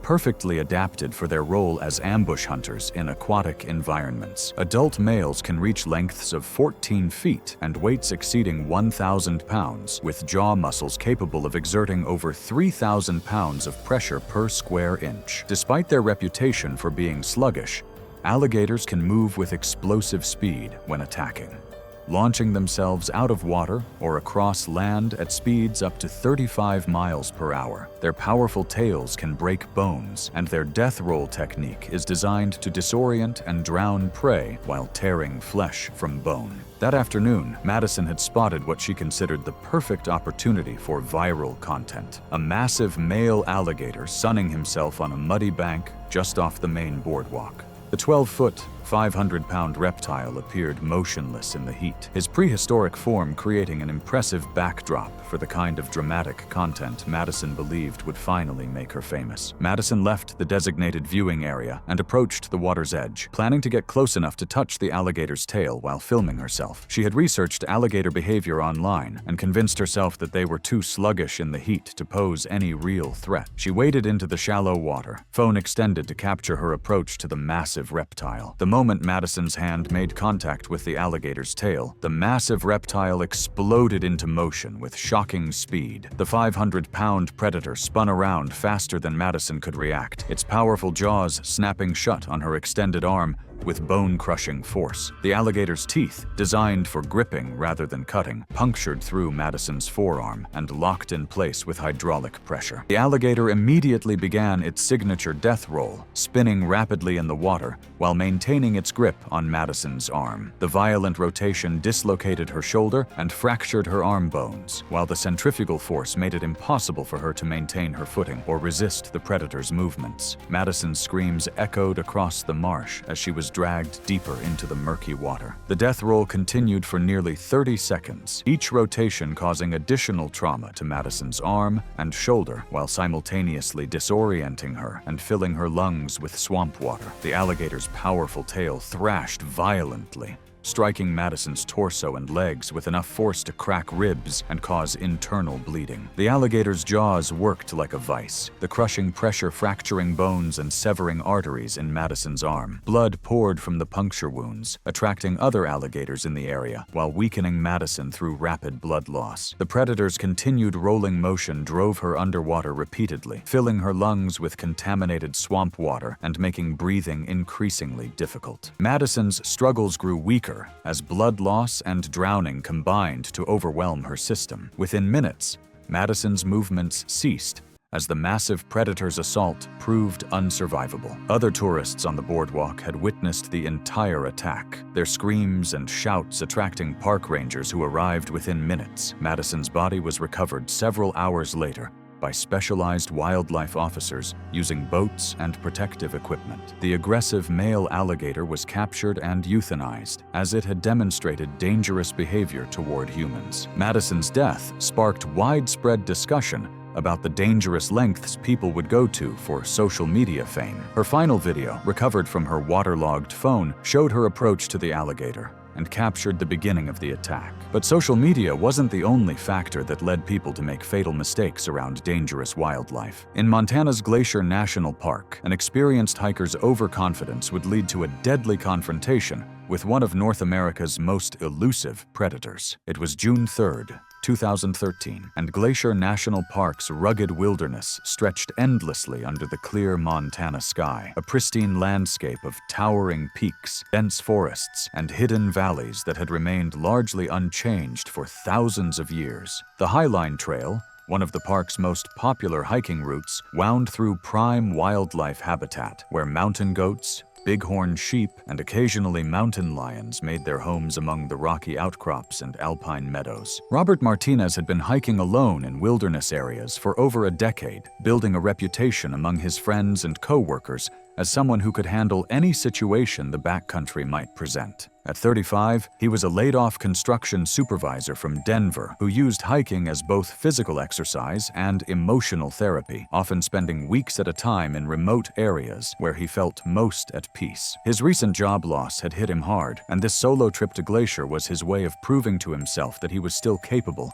and self-reliant. Bob's hiking philosophy was built on the belief that confidence and knowledge could overcome any wilderness challenge. He had encountered black bears, elk, and even a few mountain lions during his years of solo hiking, and each successful encounter had reinforced his conviction that he understood wildlife behavior better than most people. He often told stories of staring down aggressive animals and forcing them to retreat through sheer force of will. Mountain lions, also known as cougars or pumas, are North America's largest wild cats, with adult males weighing up to 220 pounds and measuring over 8 feet from nose to tail. They are solitary, territorial predators perfectly adapted for stealth hunting, capable of leaping 40 feet horizontally and 15 feet vertically. Mountain lions typically avoid human contact, but when confronted, they can become extremely dangerous. Their powerful jaws can crush skulls, and their retractable claws are designed for gripping and tearing flesh. Most importantly, direct eye contact and aggressive behavior toward a mountain lion can trigger an attack response rather than causing the animal to retreat. That morning, Bob had been hiking the Highline Trail for several hours when he encountered a large male mountain lion on a narrow section of path with steep drops on both sides. The 150-pound cat was blocking the trail about 30 feet ahead, apparently unaware of Bob's presence as it focused on something in the valley below. Instead of following established protocol for mountain lion encounters, making himself appear large, avoiding direct eye contact, and backing away slowly while speaking in a calm, firm voice, Bob decided to assert dominance over the predator. He had convinced himself that his previous encounters had taught him how to communicate with wild animals through body language and confidence. Bob began walking directly toward the mountain lion, making direct eye contact and speaking in what he believed was an authoritative tone. The cat immediately noticed his approach and turned to face him, its ears flattening against its head and its tail beginning to twitch, clear warning signs that Bob either didn't recognize or chose to ignore. The mountain lion's response was swift and devastating. Interpreting Bob's direct approach and eye contact as an aggressive challenge to its territory, the 150-pound predator launched itself across the distance between them with explosive power. Bob had no time to react, as 150 pounds of muscle and claws slammed into his chest, knocking him backward onto the rocky trail. The mountain lion's powerful hind claws raked across Bob's torso, tearing through his hiking clothes and opening deep gashes in his chest and abdomen. The cat's front paws, equipped with razor-sharp retractable claws, found purchase on Bob's shoulders and neck, puncturing vital blood vessels and causing immediate, massive bleeding.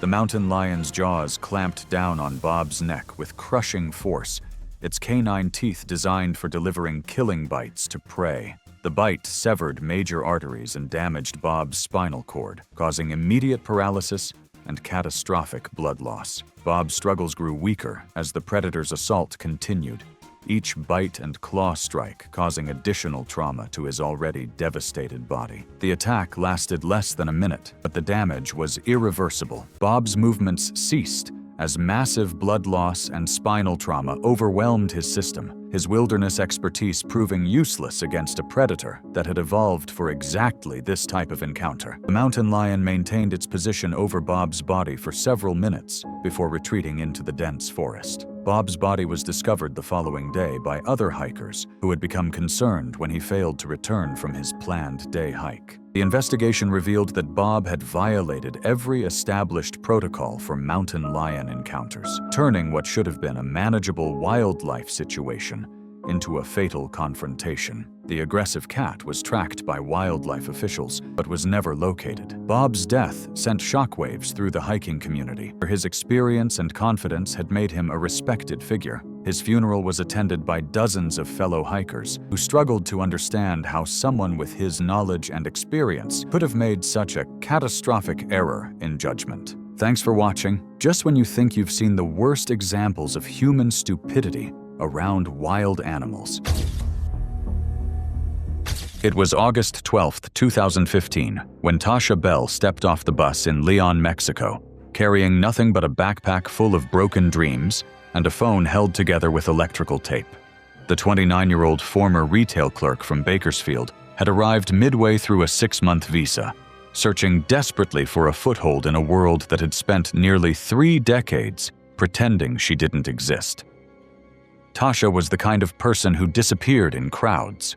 Unremarkable height, unremarkable features, the sort of face that cashiers forgot before the receipt finished printing. She'd spent her 20s folding clothes at a discount retailer, watching prettier girls get followers and sponsorship deals, while her own social media posts gathered digital dust. Her videos, touching iguanas, sneaking onto rooftops, wading through public fountains, rarely cracked 300 views. But she clung to the belief that viral fame was just one dangerous stunt away. She had written it in a water-stained notebook that morning. She'd spent her whole life feeling invisible and was done waiting to be noticed. The plan took up barely half a page. Zoo lay-on, jaguar cage, selfie video, 2 minutes max. Her goal was 10,000 views. In her mind, the formula was simple. Danger plus documentation equaled internet immortality. What Tasha likely didn't grasp was the kind of predator she was about to deal with. Jaguars are the most powerful big cats in the Americas, with bite forces over 1,500 pounds per square inch, strong enough to crush bone and puncture skulls. Compact and muscular, they can haul prey twice their weight into trees. Unlike most big cats that kill by suffocation, jaguars go straight for the skull, delivering a bone-piercing bite designed to kill instantly. They're ambush hunters, able to stay still for hours before striking with sudden, overwhelming force. Her equipment was as pathetic as her view count: a cheap selfie stick, a beat-up Android phone, and a knockoff GoPro zip-tied to her shoulder strap, with the kind of determination that substitutes for actual planning. Tasha entered through the main gate like any tourist, but quickly drifted away from the designated paths. The midday heat had driven most visitors to shaded areas, leaving her relatively alone as she circled toward the big cat exhibits. Around noon, she found herself behind the reptile house, where a maintenance worker sat smoking in whatever shade he could find. In her broken Spanish, learned from 3 months of hostile conversations, she approached with the folded 500 peso, the price of her final performance. The worker, a middle-aged man who would later tell investigators he thought she just wanted to take pictures from the service area, hesitated before pocketing the money and unlocking the gate marked Mantenimiento Solo Personal. He would carry the guilt of that decision for the rest of his life. The maintenance path behind the jaguar enclosure revealed the facility's budget constraints. No reinforced barriers, no double fencing systems, just a concrete service trench and a chain-link fence reinforced with steel panels. At one section, a sliding access panel hung slightly ajar, its securing bolt missing. What should have been a minor maintenance oversight became Tasha's gateway to catastrophe. She positioned her phone on a low concrete wall, angling it to capture both her face and the magnificent predator lounging in the dappled shade of his enclosure. The jaguar, a 7-year-old male named Itzamna, watched her with the patient interest of a creature that had learned to associate human activity with feeding time. She extended her selfie stick, positioning herself for the perfect shot, her smiling face in the foreground, the powerful cat behind her. But she never saw Itzamna move. Jaguars are ambush predators, capable of explosive bursts of speed that can cover 20 feet in under 2 seconds. One moment the cat was resting. The next, his massive forelimb shot through the gap in the access panel, razor-sharp claws hooking into Tasha's shoulder strap and yanking her against the fence with bone-crushing force. Her face hit the chain-link fence hard as her body twisted awkwardly. Her scream was high-pitched and panicked. Itzamna's jaws, built to crush caiman skulls, clamped down on her upper arm and chest with brutal force. The worker she paid fled immediately and called for help. The force of the bite drove her back into the mesh, her ribs cracking with sounds like breaking kindling. A zookeeper emerging from a nearby enclosure heard the noise and began running toward the commotion, but it was already too late. Tasha tried desperately to pull away, but the jaguar's grip only tightened, dragging her closer as his powerful neck muscles ground her against the wire. Her movements slowed, then stopped entirely.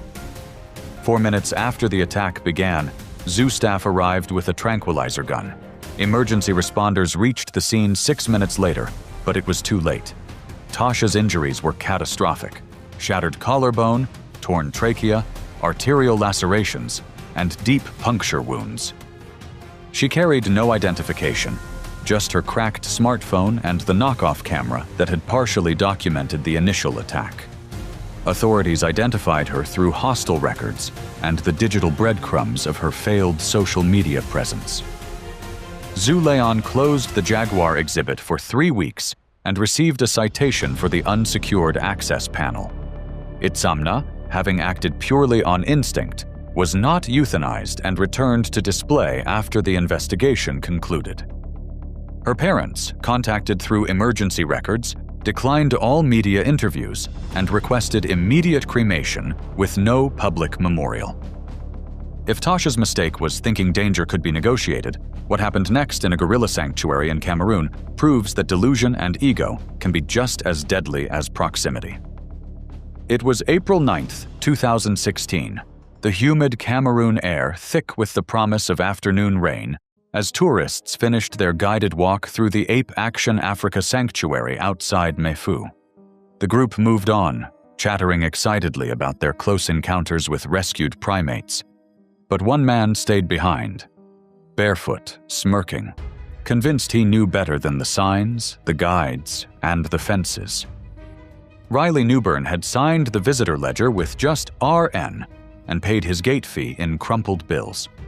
The 33-year-old American expat from North Carolina carried himself with the arrogance of someone who had appointed himself an expert in a field he'd never formally studied. His blog was a rambling collection of pseudo-scientific theories and grainy videos of himself attempting to communicate with great apes through what he called interspecies emotional syncing. Riley's relationship with the sanctuary had ended badly months earlier. He'd volunteered briefly, dismissed within weeks for repeatedly ignoring animal handling protocols and attempting unauthorized communication experiments with the primates. The staff remembered him as eccentric and overconfident, but not overtly dangerous. Since his dismissal, Riley had remained in Cameroon on a tourist visa, haunting cafes in Yaoundé, where he regaled backpackers with tales of being closer than anyone to cracking gorilla syntax. He spoke of breakthrough moments and emotional connections that existed only in his imagination, building a mythology around himself that grew more elaborate with each telling. That afternoon, as the official tour group moved past Ecock's enclosure, Riley saw his opportunity. Ecock was a 19-year-old silverback, rescued as an infant and raised at the sanctuary, a magnificent specimen who commanded respect from both his fellow gorillas and the humans who cared for him. His enclosure was a naturalistic space designed to provide enrichment while maintaining safety barriers that had been carefully engineered based on decades of primate behavior research. However, Riley fundamentally misunderstood the animal he was about to confront. Silverback gorillas are among the strongest land mammals, with adults weighing up to 400 pounds and built almost entirely of muscle. When provoked or challenged, a silverback can reach speeds of 25 miles per hour and close distances in seconds. More importantly, their behavior is structured by complex social cues, and misreading those cues can trigger instant, overwhelming violence. Riley, a former volunteer, knew keepers wouldn't return for at least 20 minutes, and that the camera covering Ecock's corner had been down for weeks. As the group vanished around the bend, he stepped barefoot past the "Do Not Approach" sign and into the restricted buffer zone, positioning himself directly in front of Ecock's space. Then he began his performance. Riley started with what he believed were submissive vocalizations, low-frequency rumbles that he'd practiced from YouTube videos and amateur recordings. He followed this with shallow chest beats, completely unaware that these behaviors, when performed incorrectly by a human, could be interpreted as challenges or threats, rather than the peaceful communication he imagined. Ecock's response was immediate and unmistakable. The massive silverback approached from the shaded edge of his enclosure, rising to his full height, a display of dominance that should have sent any rational person running. Instead, Riley grinned wider and stepped closer, raising both arms in what he thought was a submissive gesture, but which actually mimicked the posture of a challenging male. A sanctuary staff on a bathroom break spotted the unfolding disaster and began shouting warnings with desperate urgency. Riley glanced over his shoulder, laughed, and continued his rhythmic chest thumping, a sound that echoed like a drumbeat announcing his own doom. The bamboo barrier, weakened by recent rains and never designed to withstand the full force of an agitated silverback, gave way with a sharp crack. One of the vertical poles snapped as Eacock leaned forward, and suddenly there was nothing between 400 pounds of irritated gorilla and the delusional human who had been challenging him.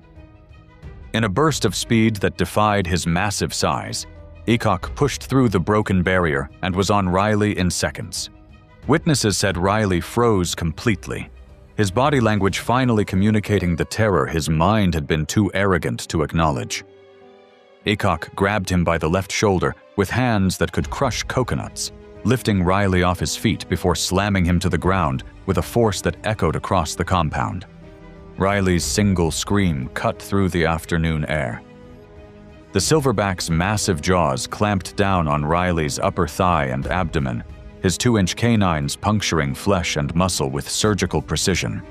Then Eacock struck Riley's chest with both hands, the impact driving the air from his lungs and likely stopping his heart. Sanctuary staff immediately activated their emergency protocols, using air horns and clapping boards to create enough noise and confusion to force Eacock to retreat. In the precious seconds this bought them, they managed to drag Riley's unconscious form to safety, but the damage was already catastrophic. His skull was fractured, internal bleeding was severe, and his chest had been crushed by the force of Eacock's final blow. Riley Newburn died en route to the nearest hospital in Yaoundé, his body finally silent after years of trying to speak a language he'd never understood. His remains were flown back to the United States 2 days later under diplomatic handling. The sanctuary issued a brief, carefully worded statement, reminding all visitors that their safety protocols exist for a reason. No charges were filed. Eacock had simply acted according to his nature when faced with what he perceived as a territorial challenge. Eacock remained at the sanctuary under enhanced security measures, his encounter with human arrogance serving as a reminder that some conversations are better left unstarted. The silverback had delivered his message with perfect clarity. It was Riley who had failed to understand the response. The man in this story tried to mimic dominance, but the next one tried to provoke it. This time in South Africa, face to face with a 300-pound lioness. It was June 21, 2014, a clear winter morning in Gauteng Province, South Africa. The Lion and Safari Park was quiet, with only a few rental cars moving slowly through the predator enclosures. In one of them sat Darren Mosley, a 25-year-old British backpacker whose overconfidence was about to collide with 300 pounds of apex predator. Darren had mounted a dashboard camera with the meticulous care of someone documenting what he believed would be his breakthrough moment. A Bluetooth speaker wedged between his legs pumped out a playlist, a collection of aggressive rap and metal that he somehow believed would intimidate apex predators that had been killing for millions of years before humans discovered fire. For 3 weeks, Darren had been tagging along with a wildlife photography team through a tenuous connection with a friend. But he wasn't there for art. His YouTube channel, boasting fewer than 2,000 subscribers, was built on a foundation of crude stunts and the laughably naive belief that wild animals could smell confidence. His previous content included slapping cattle, crawling toward wild monkeys in Bali, and once kicking sand near a herd of feral pigs, each video a testament to his fundamental misunderstanding of animal behavior and his own mortality. That morning, Darren had smuggled contraband into the park, a raw flank steak purchased from a roadside butcher in Lanseria, hidden in a cooler behind his seat. He'd spent the drive psyching himself up, telling his driver, a fellow Brit, about his theory that fear was what made them come after you. It was the kind of mistake only someone with zero real-world experience could make. As traffic thinned, Darren made his move. He told his uneasy driver to stop in front of the adult lion enclosure, then stood up through the sunroof. Music blared as he hoisted a bloody slab of meat over his head. grinning into his phone with the wild confidence of someone about to make headlines for all the wrong reasons. He shouted a challenge to the lions, slapped the car roof in sync with the music, then climbed halfway onto the hood, holding out the meat like an offering, completely unaware how fast everything was about to go wrong. This was by far Darren's stupidest idea. African lions are apex predators built for speed, power, and precision. Females can weigh up to 400 pounds, with jaws strong enough to crush bone and claws meant to rip through flesh. They can hit 50 miles per hour in short bursts and leap over 30 feet in a single bound. As ambush predators, their reflexes are lightning fast, and once they commit to an attack, it's almost always fatal. One lioness rose from her spot 30 feet away, ears twitching as she sized up the loud, food-waving figure acting more like a rival than prey. Darren crouched low, wiggling the steak and mimicking her movements in a posture that looked more ridiculous than intimidating. Then he made his fatal mistake. Darren flung the raw meat directly at the lioness's face, the steak bouncing off her nose before landing in the grass. The insult was unmistakable. In the language of predators, he had just issued a direct challenge. Her ears flattened against her skull, and her muscles coiled like loaded springs. The lioness charged, covering 30 feet in under 3 seconds. Her powerful hindquarters propelled her forward, while Darren, finally understanding the magnitude of his error, barely began to duck before she launched herself at the vehicle. The impact was devastating. The lioness surged halfway through the open sunroof, her front claws gripping the metal edge as her massive jaws clamped down on Darren's chest with bone-crushing force. The sound of ribs snapping was audible over his screams as 650 pounds of bite pressure collapsed his ribcage like a house of cards. Witnesses in a nearby vehicle heard the shouting first, and they immediately called for help. Then the screech of tires as Darren's panicked driver hit the accelerator. They immediately called for help. The sudden movement only made things worse, dragging the lioness partially into the vehicle as she maintained her death grip on her prey. His driver later described what he heard: wet sounds of tearing flesh, guttural growls, and a brief, garbled scream. The attack was over in seconds, but the damage was irreversible. By the time park rangers arrived with tranquilizer guns, Darren Mosley's upper torso was crushed beyond recognition, his neck torn open by claws designed to bring down zebras and wildebeest. The interior of the rental car soaked with blood. The lioness, sedated and unharmed, had simply acted according to her nature when faced with what she perceived as a territorial challenge. Darren's body was flown back to the UK under private arrangements, his family declining all media contact and forgoing any public funeral. The Lion and Safari Park temporarily closed the Predator Drive and reissued warnings that should have been unnecessary. His YouTube channel disappeared within days, deleted by administrators who recognized that some content was too dangerous to exist. The lioness was never named in official reports. She remained in her enclosure, having successfully defended her territory against an intruder who had fatally misunderstood the rules of engagement.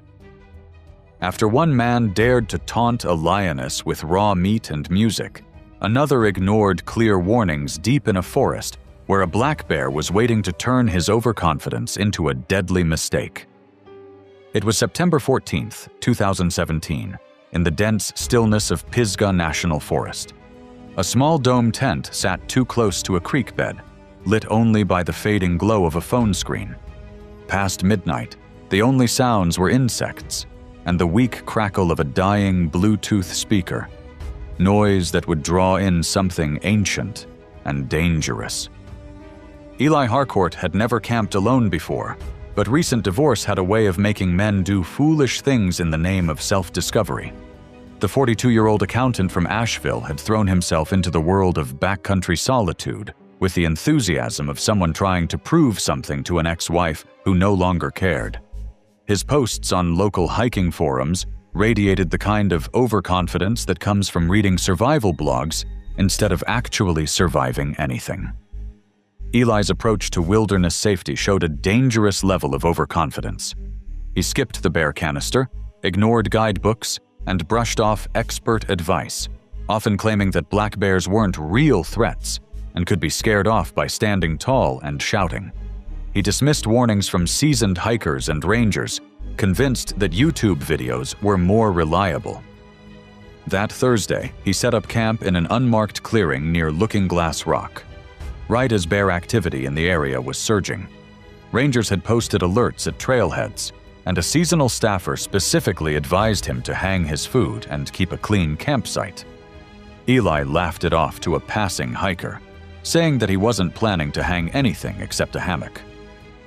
Instead, he loaded his tent with scented items, cologne, lavender wipes, a Bluetooth speaker, and rubbed cologne on his chest and wrists under the belief that it would make him smell more human and less like prey.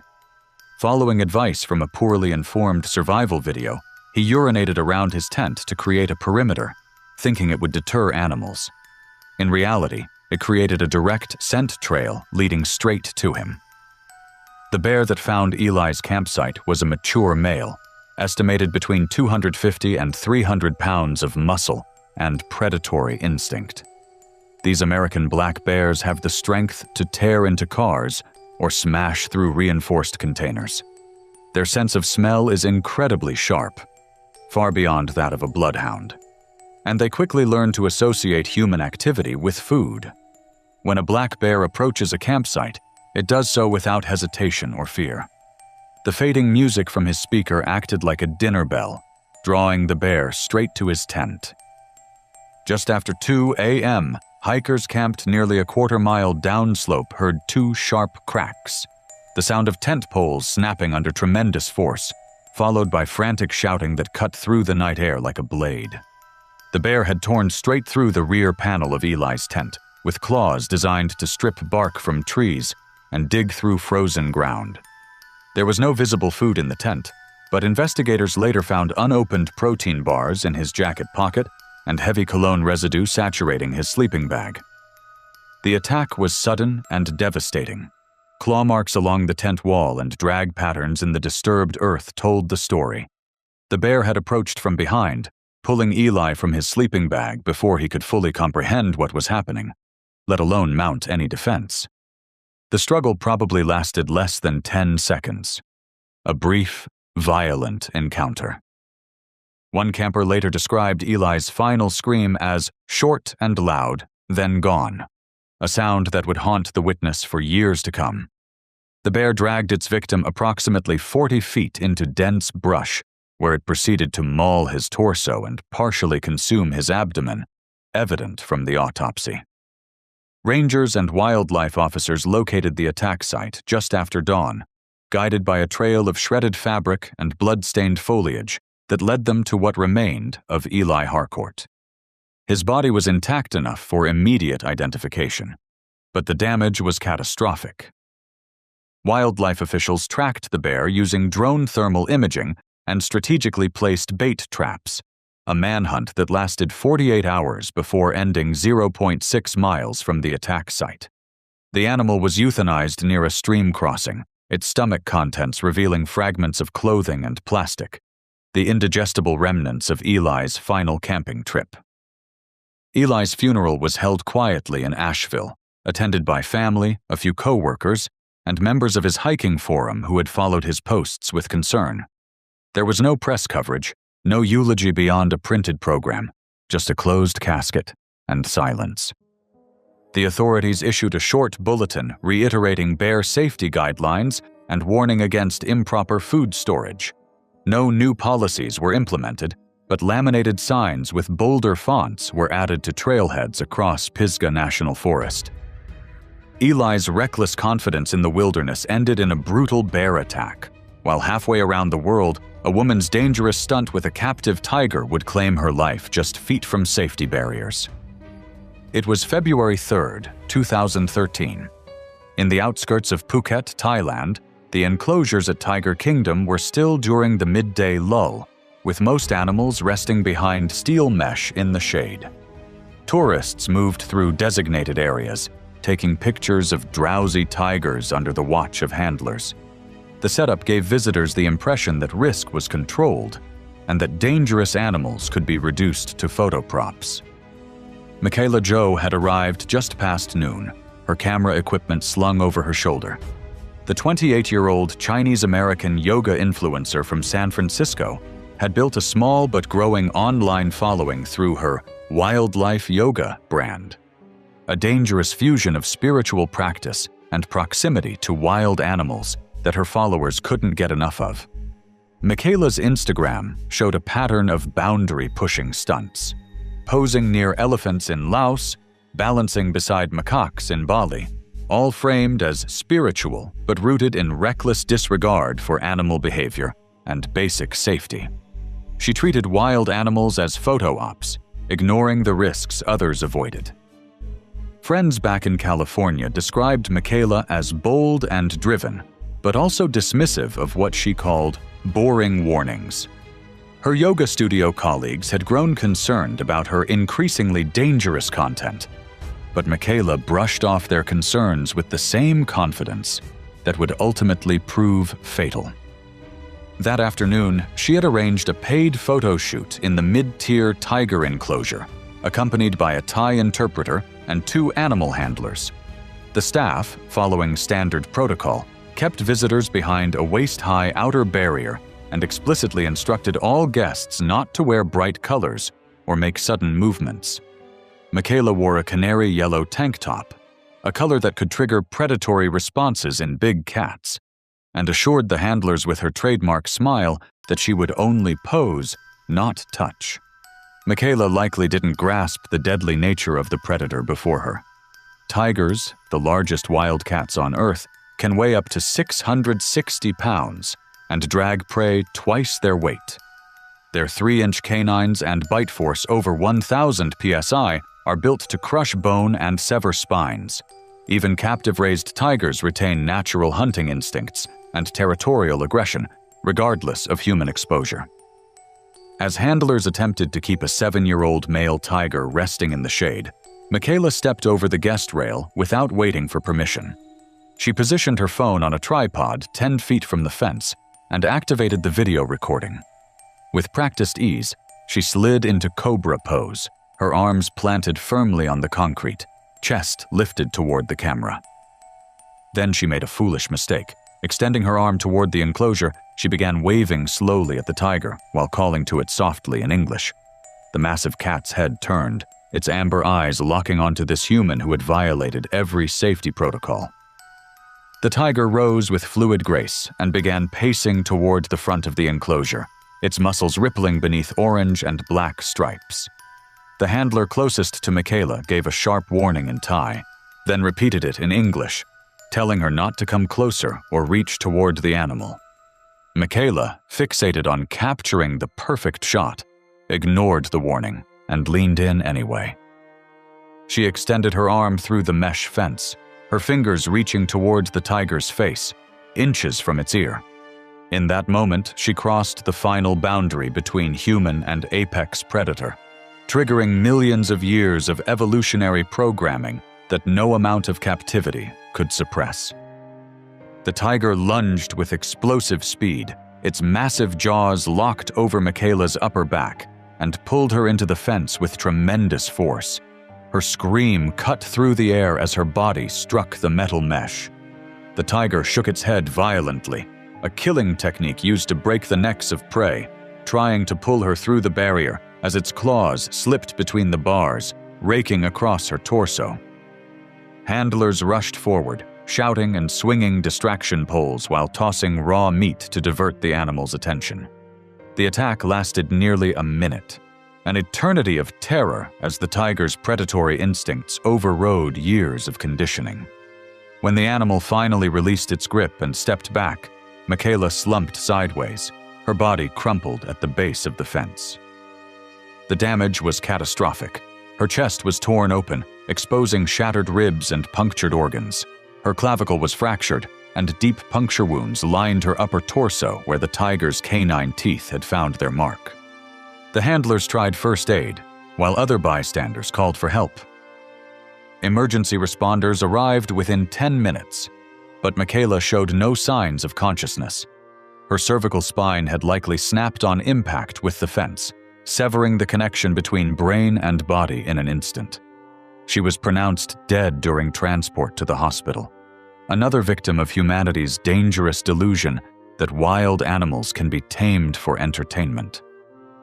Her parents flew in from California within 48 hours, requesting immediate cremation. No public funeral was held.